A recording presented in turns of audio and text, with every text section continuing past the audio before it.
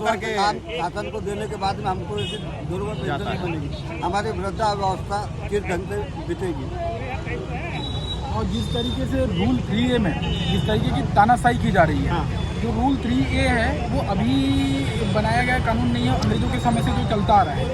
जिस तरीके से भारतीय जनताओं को परेशान किया जाता था, उनको तोड़ा जाता था, और उनकी जो एकता है उनको तोड़ने के लिए जो हर डिपार्टमेंट में जिस तरीके का रूल बनाया जाता था, आज भी तो वही GDS में भी रूल हमारे साथ जो है वो आज भी बना हुआ है। स्वतंत्र भारत में जब हमारा देश GDS अभी भी गुलाम पड़ा हुआ है, अमृतकाल के दौर पे से गुजर रहा है, आज़ादी का 75 साल जो हम मना रहे हैं मोदी जी के नेतृत्व में, तो वही जो गुलामी की जो बेड़ियाँ हैं जो GDS के ऊपर जो बनी हुई है रूल 3A के नाम पे, तो उसको क्यों नहीं हटाया जाए।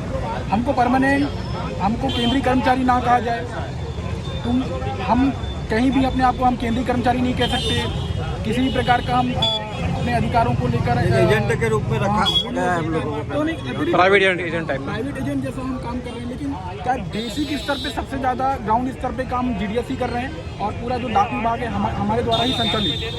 और आज जिस तरीके से हमारा अनिश्चितकालीन हड़ताल का दूसरा दिन है, तो स्थिति ये बन गई है कि काम चिट्ठी पत्री का ना बंटने की वजह से बैंकिंग सुविधा गांव में नहीं पहुंच रही है अभी पिछले 2 दिनों से, तो हाहाकार की स्थिति पहुंच गई है।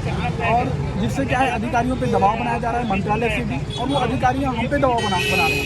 लगातार हमारे फोन कॉल आते जा रहे हैं कि आप हड़ताल से उठिए, अपना काम करिए, चिट्ठी पत्रिका बांटिए, और एकदम हमको धमकी दी जा रही है कि तुमको अधिकारियों का दबाव इसलिए आ रहा है कि उनके काम में बाधा उत्पन्न हो रही है, ताकि GDS काम नहीं कर रहा है तो उनको प्रभाव हो रहा है, तो प्रेशर दे रहे हैं हम। लेकिन हम ग्रामीण मैं तो बल्कि ये कहना चाहूँगा सर कि भारत सरकार ने अमृतोत्सव जरूर मनाया है, लेकिन ग्रामीण डाक कर्मचारी जो है ये 20 काल के दौर से गुजर रहे हैं। भारत सरकार ने जरूर अमृतोत्सव मनाया है, अमृतकाल बोल रहा है, लेकिन हमारे ग्रामीणों के लिए हम 20 काल से गुजर रहे हैं, गुलामी के जंजीर में यही बात है। अभी ये खबर है कि भारतीय मजदूर संघ अभी हड़ताल पे नहीं बैठे हैं, उनके लिए आप क्या सोच रहे हैं? उनको मनाने के लिए क्या आप हड़ताल पे आई है, या फिर कब तक आने की उम्मीद है उन लोगों की? देखिए, उनसे लगातार बातचीत हो रही है, संभागीय स्तर पर, जिले स्तर पे बातचीत हो रही है उनसे। वो भी हमको आश्वासन मिल रहा है, 14 तारीख से वो भी हड़ताल पर बैठ रहे हैं।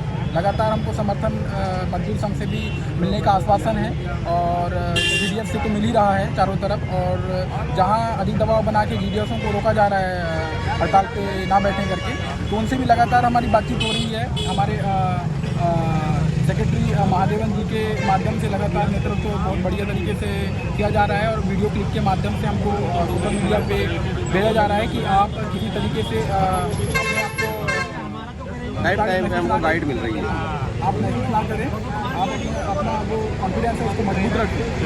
कुछ नहीं होगा, किसी तरीके की परेशानी नहीं होगी, इस तरीके का आश्वासन दिया जा रहा है, हम मजबूत हैं। लगातार अनिश्चितकालीन हड़ताल, क्या 1 साल से कम जिनकी अभी सर्विस हो गई है उनके लिए कोई पनिशमेंट होगी अभी अधिकारी की तरफ से? जी, ऐसा हमको कुछ रूल अधिकारियों के माध्यम से, व्हाट्सएप ग्रुप के माध्यम से हमको भेजा जा रहा है कि जिनका जैसे 1 साल हो गया है, या फिर 2 साल की 2 साल की ड्यूटी दी है, उनको तुरंत 2 साल वालों को तुरंत ज्वाइन करना है। जबकि ऐसा कुछ नहीं है, ऐसा कुछ नहीं है। 90 दिन के बाद में आप स्ट्राइक में जा सकते हैं जी, अपने हक की लड़ाई लड़ सकते हैं, ये अधिकार चाहे द्वारा है क्या नहीं। उनकी ज्वाइनिंग होगी, वो भी हड़ताल में शामिल रह सकते हैं, क्योंकि हालांकि वो भी GDS ही है।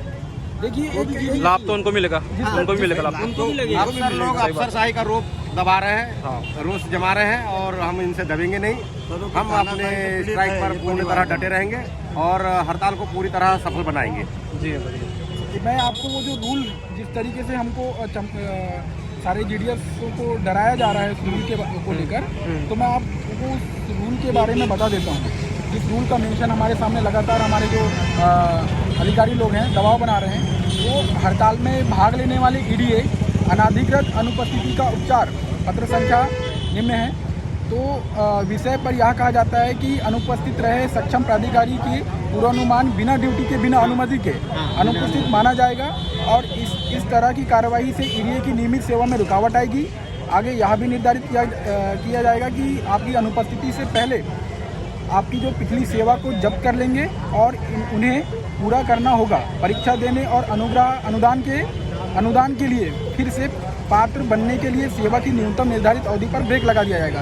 इस तरीके से दबाव बनाया जा रहा है। नियमों का हवाला दिया जा रहा है, लेकिन यहाँ कहीं पर भी क्लियरली मेंशन नहीं है कि 1 साल वाला 2 साल वाला जो जीडीएस है वो हड़ताल पर नहीं बैठ सकता। ऐसा कहीं पर भी नियम में नहीं लिखा हुआ नहीं है।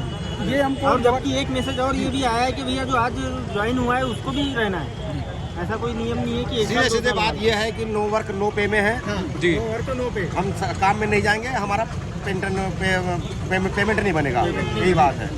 काम नहीं तो दाम नहीं। जब जीडीएस इसको मानने को तैयार है कि नो वर्क नो पे, तो फिर आपको क्या दिक्कत है, क्या तकलीफ है? आपको काम बंद कर दीजिए। लड़ाई लड़ रहे हैं बिल्कुल भैया, हम अपने हक की लड़ाई लड़ रहे हैं। हम भलाई काम पे नहीं जाएंगे, भलाई मत जाए, पब्लिक को परेशानी होगी, पब्लिक आवाज़ उठाएगी तो आगे मैसेज जाएगा। सही बात है। आगे लड़ाई अब अभी कितने दिन चलेगी? कंटिन्यू चलेगी जब तक मांग नहीं मांगेंगे तब तक। कोई निश्चित डेट नहीं है कि हम खत्म कर देंगे। अनिश्चितकालीन हड़ताल है, अनिश्चितकालीन देशव्यापी हड़ताल है। हम इस हड़ताल को जारी रखेंगे जब तक हमारी मांगे पूरी नहीं होती। लिखित इंकलाब जिंदाबाद, इंकलाब जिंदाबाद, जीडीएस यूनियन जिंदाबाद, जिंदाबाद, जिंदाबाद, जिंदाबाद, जिंदाबाद, जिंदाबाद जिंदाबाद। धन्यवाद।